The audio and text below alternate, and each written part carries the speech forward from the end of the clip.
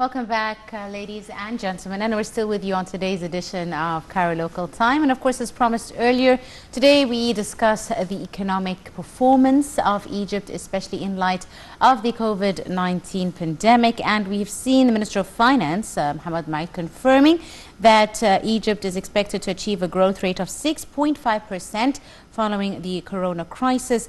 And also he explained that Egypt was one of the main countries and one of the very few countries in the Middle East and North African region to maintain its stable outlook by the international rating agencies like Fitch, Moody's and Standard & Poor's. Now, we're delighted to be joined this afternoon in the studio by our guest, Engineer Samir Riad, the economic expert. Thank you so much, sir, for coming in this afternoon. So Egypt has managed to maintain a stable outlook, a stable rating by the rating agencies, the internationally recognized rating agencies. How important is this, and what does this mean in light of the economic situation of the country after the coronavirus repercussions? That it means that the government and the people of Egypt, they handled this crisis in the right way, and they did a very good job. And definitely these steps which has been taken and has been complied from the people, and definitely has got a good reaction. Besides this, definitely Egypt has got a very good situation that we are between three continents, and definitely time is very important, especially in the agriculture field. Yes. We exported quite a bit of agriculture things because this was needed in the, in different places in Europe and so on. And this was during the lockdown as well, which was an achievement. The Egyptian position, Egypt being, not far away from Europe, helped us to maintain a good performance. Indeed. Now, what does this mean in terms of the effects on foreign investments? Would this draw or attract more foreign investors to the country? I would like to say that what about the existing, factories and the existing industry and the existing business, which that it means that it hasn't been affected to that extent, and this is the most important things.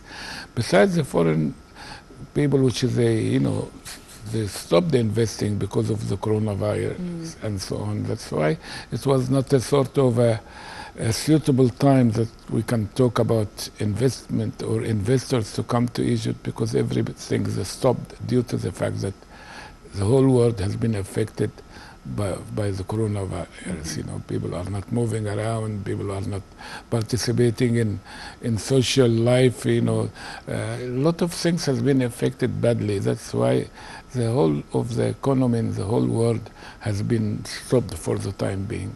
Indeed.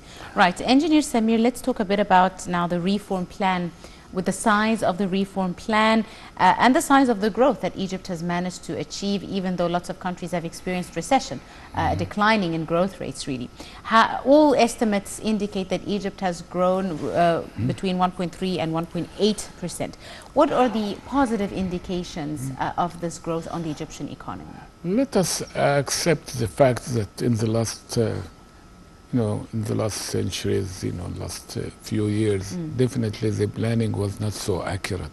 And definitely there was a lot of holes in this planning. That's why the existing, government, they definitely mended a lot of things in terms of mending the infrastructure, mending, industrializing, looking at the education section, and the relationship between the education and the industry, and they are targeting all together, to raise the standard of living of the Egyptian individuals. Indeed. And this is definitely very positive moves and positive approaches which has been done in the last few years, and it has got it pays off, and I believe that the reaction of this will show in the next few years more and more. Indeed. And definitely the participation and the cooperation of the Egyptian people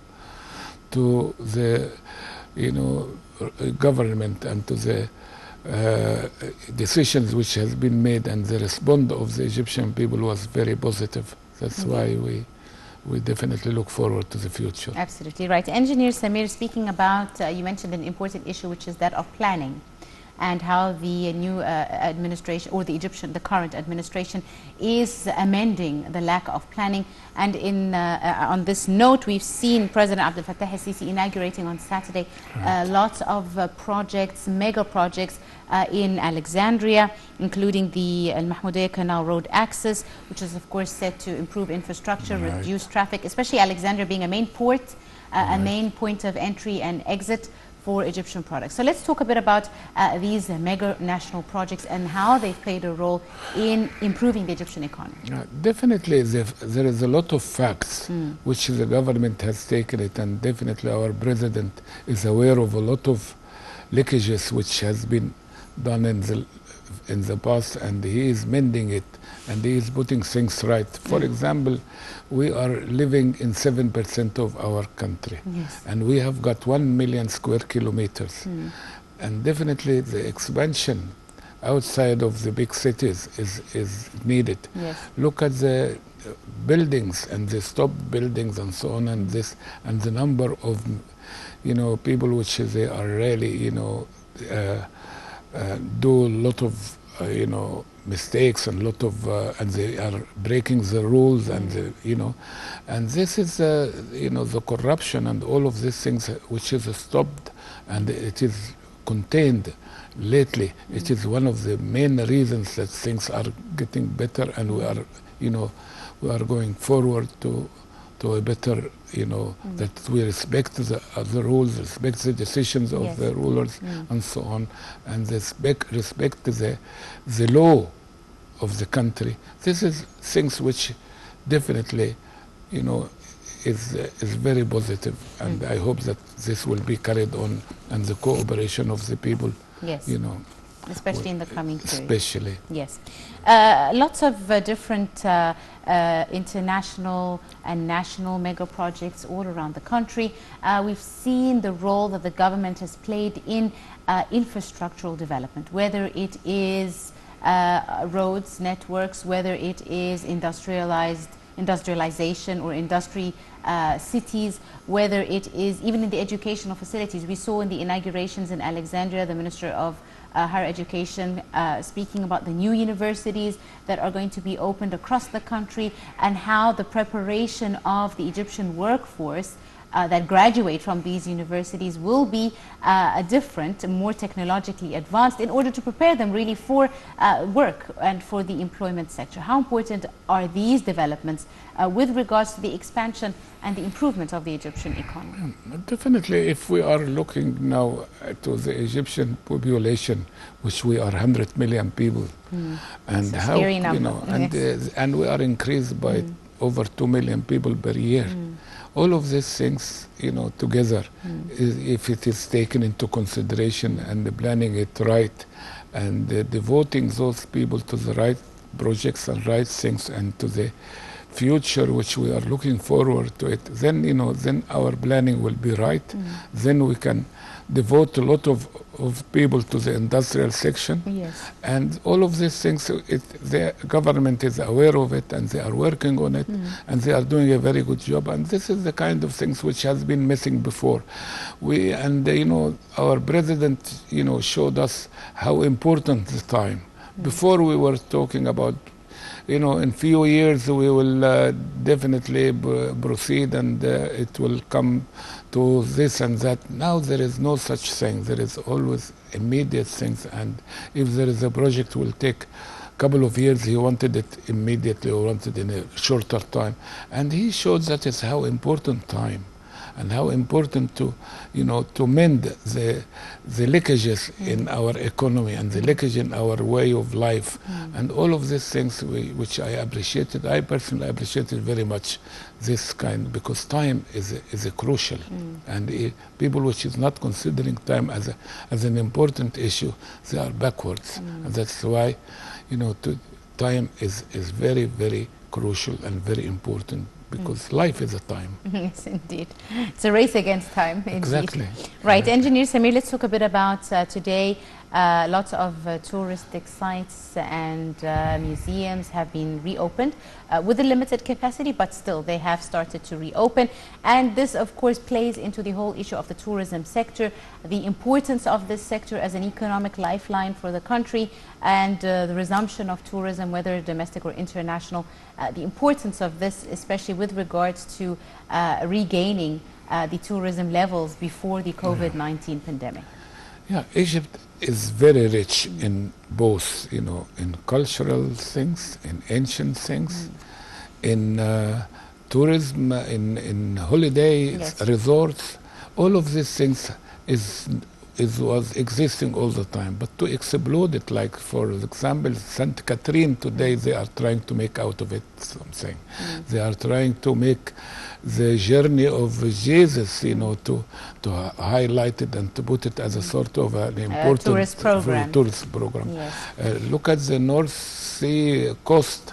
They are trying to develop it, you know, in a such way that they can share it between the Egyptian people and the tourists. All of these things is making, you know, Luxor. They are trying to you know, to highlight the importance of this section of Egypt. All of these things together with the government, you know, that they are focusing on the weak points which they were before not looked after. This is a very positive approach. I hope that this will have a response, and definitely tourism can generate some wealth to the country and can upgrade a lot of things here, and it can help our economy and the standard of living of the individual. Yes, because especially because tourism is not a singular entity, it's interconnected. Sectors, whether it's transport, catering, tourism, works, etc.